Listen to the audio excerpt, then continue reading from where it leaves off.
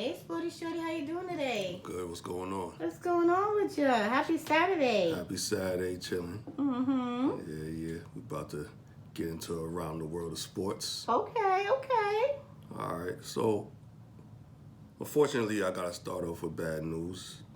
There was some deaths in the NBA community and beyond this past week.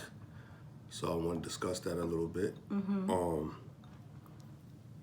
Paul Silas, former NBA player and coach, passed away at the age of 79. Born in 1943 and died last week, December 10th. It was a cardiac arrest issue. Unbelievable coach. He was assistant coach of the Knicks at one point, and a great player. Known for his tenacious defense and rebounding, and all-around tough guy on the court, but off the court, a gentle giant. So he'll be greatly missed. His son, Stephen Silas, the legacy lives on. He taught his son, Stephen Silas, how to coach. So his son is now a head coach. Nice. Of the Houston Rockets. Very good. So they're both class act guys. Nice. And you could tell the son has a lot of the father in him. So props to Stephen Silas for continuing on his father's legacy. And like I said, Paul Silas will be greatly missed. Comfort and grace to his family. Yes. Also, Louis Orr just died this past Thursday. Former Syracuse star. Also a former Knick. He died at the age of 64, pancreatic cancer. Was a good player, maybe even a better coach. He coached under Patrick Ewing at Georgetown. Okay. Yeah, and he had coaching stints elsewhere. But I didn't know a lot about Louis Orr because he's before my time. But what everybody says is that he was a really good guy. Better person than player. Okay. Which you always want to hear. You always want to hear that. No matter how good or great of a player you are, you always want to hear that you're a better person. You want to be a good person first. Right. Before anything. So, rest in peace, Louis Orr. Also, DJ Stephen Boss died, better known as Twitch. Obviously, this is not sports related, but I wanted to shed light on the fact that he took his life. And if you don't know who Twitch is, he worked with Ellen DeGeneres on the Ellen DeGeneres show. But he left behind a wife and 3 kids. So if you're dealing with mental health issues, please try to get that addressed. I'll leave it there. Moving on, which is hard to segue, but I want to segue into boxing. Last week, Teofimo Lopez fought Sandor Martin. Teofimo Lopez got a controversial split decision, which I do not agree with at all. Sandor Martin should have won that fight. Yeah. To me, he won the fight. Obviously, on official record, he did not win the fight, but to me, he definitely won that fight. He did what he needed to do. He did what he needed to do to beat Teofimo. Teofimo did not look like the old Teofimo. I don't know what's going on with him, but he wasn't the aggressive Teofimo that we're used to. He didn't fight a smart fight. To me, he was very reckless in the ring. And Sandor Martin fought a smarter fight. And Sandor Martin knocked him down twice, and they only counted one of the knockdowns, which they should have counted both of them. Yeah, he did a really But good job. he did what he had to do to win the fight, and he was robbed. In my opinion, he was robbed. Yeah. Only one of the judges had him winning the fight. ESPN actually had Sandor Martin winning the fight. But obviously what they believe doesn't count. But two of the judges had Teofimo winning that fight, which I don't. They clearly were watching a different fight from the fight I was watching. I don't. I just don't understand how they had Teofimo winning that fight. He doesn't seem to be very focused. Prior to that fight, I watched him on Max Kellerman's show. And Max Kellerman interviewed him. If you don't know who Max Kellerman is, he works for ESPN, and he has a show called Max on Boxing, which is a great boxing show. Yes, If it's a great you're show. into boxing, Max Kellerman has a wealth of knowledge when it comes to the sport of boxing. He's one of the go-to guys I go to get my boxing information. But yeah, Max Kellerman he's a brilliant boxing analysis or analyst, I should say. Anyway, he interviewed Teofimo prior to that fight, and Teofimo made comments that were very disturbing to me.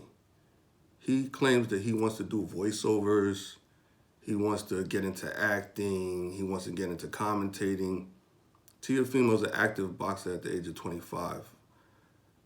Boxing is a sport that you have to take extremely seriously and be focused.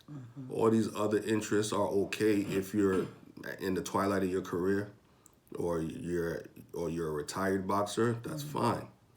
But for someone that's that active on the way up, still to me is on the way up,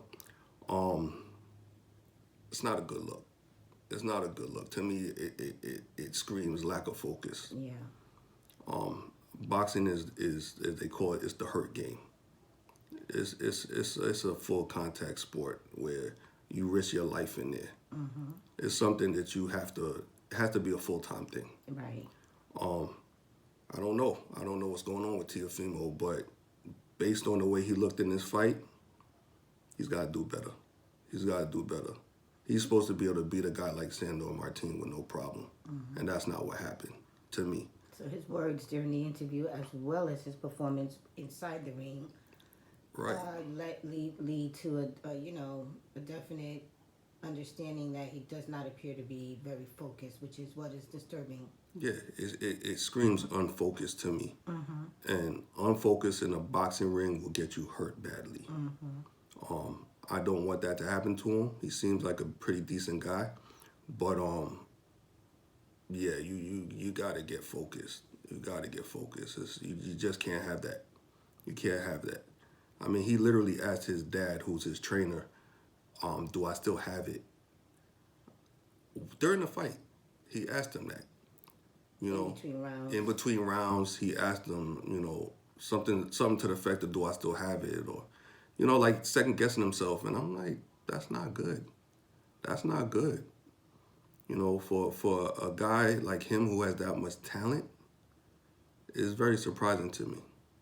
So, hopefully he regroups and has a better showing the next time around, because if he fights one of these big name guys, it's not going to be good. It's not going to be good for him. Or maybe he just needs to redirect his life. Right. If you don't want to box, don't box. Don't box. You Do can't be other half things. in and half out. Yeah, it's not a half-in type of sport. Any professional sport, for the most part, is not a half-in, half-out sport. You especially boxing or MMA or something like that. You got to be fully into it. If you're not fully into it, don't kid yourself. Don't kid yourself. Get out of it before you get seriously hurt. Yeah. That's my take on Teofimo. Terrence Crawford stopped David Avanesian, which I expected in the 6th round last week. But TKO, left uppercut followed by a right, Nice. ended the fight. Set his punches up perfectly. That's Terrence Crawford for you. That is. Yes, it is. I mean, I'm not going to spend too much time on this because it was expected. I expected Terrence Crawford to go in there and Bud be who Bud is and just do his thing. Funny part about that fight is he had Everlast gloves on, which were a defective pair that ended up ripping My goodness. and showing the padding under the glove, under the leather. Everlast takes full responsibility for that. They said that they used defective leather. It was a bad batch. What the So heck? yeah, I never heard this before in my life. What kind of what is happening? But they said there was no wrongdoing by Terrence Bud Crawford. He didn't do anything. He didn't manipulate the gloves. So let's get that out of the way. Everlast again takes full responsibility. They gave him a defective pair of gloves, Wow, and he still knocked this guy out. that's crazy. I never heard of this before. Yeah, I never heard of this before. Not with gloves, but yeah, he still was able to win the fight with no problem. Good for him. Yeah, but Everlast, get it together. Get it together. Don't give any professional boxer or any boxer for that matter defective gloves. Wow, Yeah, especially a boxer his caliber. Yeah, that's a bad look. But in all fairness to them, they admitted the mistake Took ownership. and that's good to see. So I'll leave that one there. Okay, right there. I'll leave that right there. But well, I'll go a little further. What? Bud Crawford, we really need him to fight Errol Spence Really? Jr. Is it need? I think need is a strong word. I'm gonna stay with need.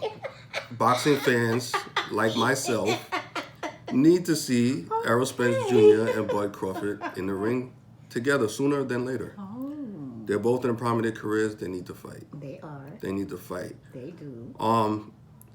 Further investigation into this, I find that it seems to be, and I'm not on the inside, I'm on the outside looking in, but the information I'm able to gather, it appears that someone in Errol Spence's camp is reluctant to fight, but I don't think it's coming from Errol Spence himself, but I think someone in his camp is kind of leery about him fighting Bud. And when you say reluctant to fighting, you mean he's kind of reluctant for to put Errol Spence in the ring with Bud.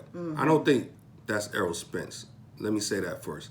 I don't think Errol Spence is the type of guy who's scared to fight anybody. I will say that. I don't think Bud is the type of guy who's scared to fight anyone. I think there's minor issues that are getting in the way of them fighting. But it seems to be leaning a little bit more towards Errol Spence's camp. Not so much Bud's camp. But again, like I said, I don't think Errol Spence does not want to get in the ring with Bud. I think he does, but I think there's people in his ear. I don't know who it is, but it seems to be whispers that it's someone in Spence's camp that is a little leery of this fight happening. interesting. Yeah, that's all that I've been able to get. It's been pretty tight-lipped. So stay tuned.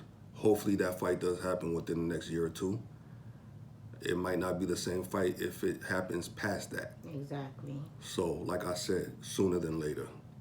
That's the fight that most people, that's the fight Max wants to see by Max Kellerman. That's the fight that Max wants to see. That's the fight that I want to see. Sporty Shorty wants to see Sporty that. Shorty wants to see that fight. That's the fight that I want to see more than any other fight. Hopefully it gets made. I'll leave it there now. Okay. Last week also, Keyshawn Davis, who I talk about a lot. Yes. Keyshawn Davis did what he's supposed to do. He won his fight. I'm not going to dwell on that. He won his fight. Big. Well, you can say he did a good job too. I mean, he does a great job in all his But fights. I mean, come on, like it's he Keyshawn. looks good in the ring. I tell everybody, Keyshawn Davis is that dude. He's that dude.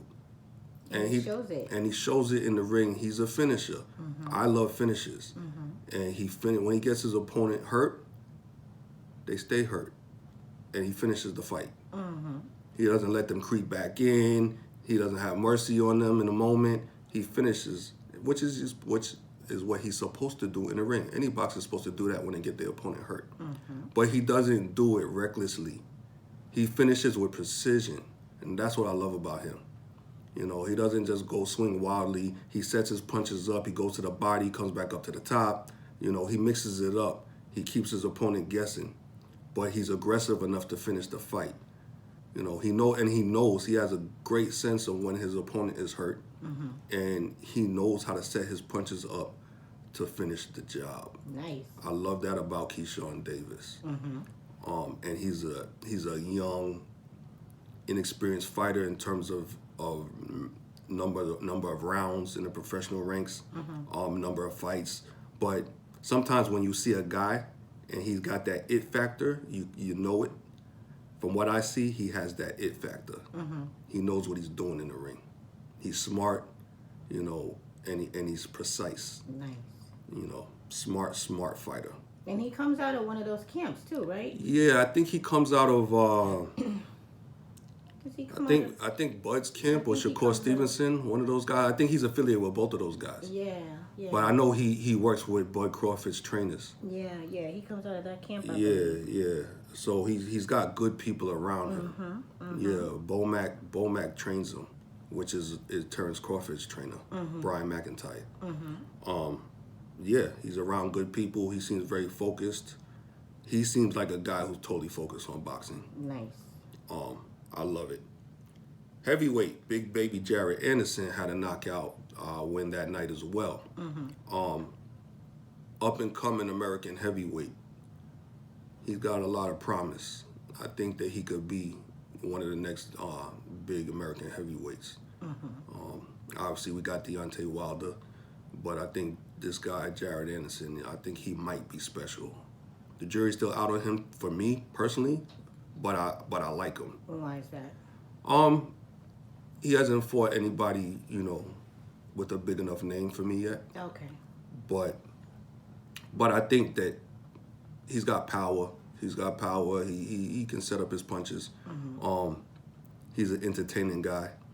The jury's still out, but I think that he has a potential to be a big time boxer. Okay. In the heavyweights. He's got to get tested a little bit more. But once he gets tested and I see how he reacts, then I'll make a clearer decision on that. But I think he has a potential to be big. Nice. So keep your eyes out for Big Baby Jared Anderson. Big puncher with big personality. That's how I describe him. But that's it for boxing for now. Moving on to my Knicks. No, boy. Of course. I cannot not talk about my Knicks, who've won 6 in a row. Woo! They are now 16-13 in the sixth place in the Eastern Conference, which puts them in playoff contention, which I love. They just beat the Bulls back-to-back games in Chicago, both games. One was an overtime win, close win in overtime, and the second game was a blowout. Oh, wow. Knicks been doing their thing. 6 in a row. Got the longest winning streak in the East right now. Nice. And they're sharing the ball, and they're playing great defense. Putting Quentin Grimes in that starting lineup has really paid dividends. Nice. So I love the way my Knicks are playing. They need to keep this up. And they got a game on Sunday against the Pacers. Hopefully they get a win there. But yeah, Julius Randle's been playing well. Jalen Brunson's been playing well.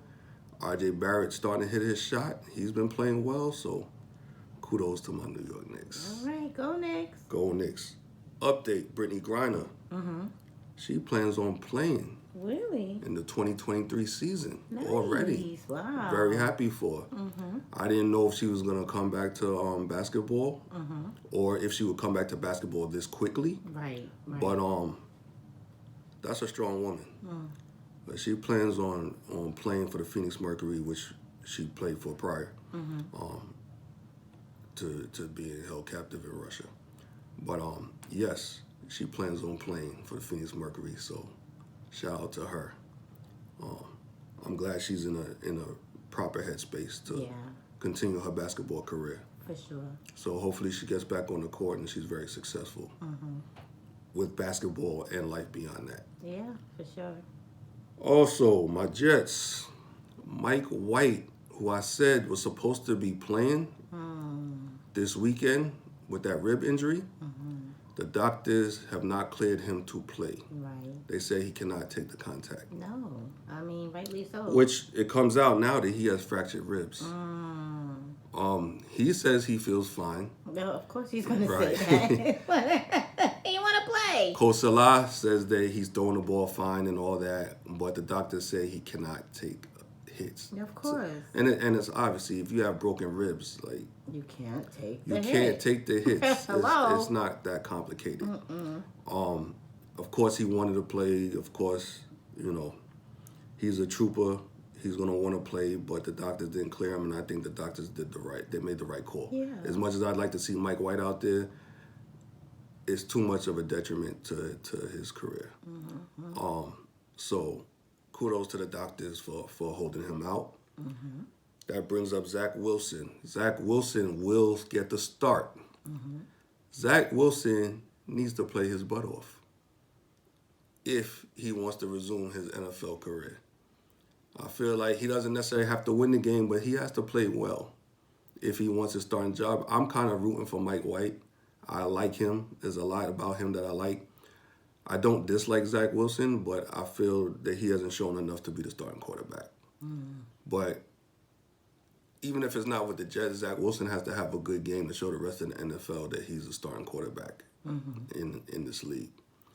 Yeah, it's basically a showcase for him. And they're playing the Detroit Lions.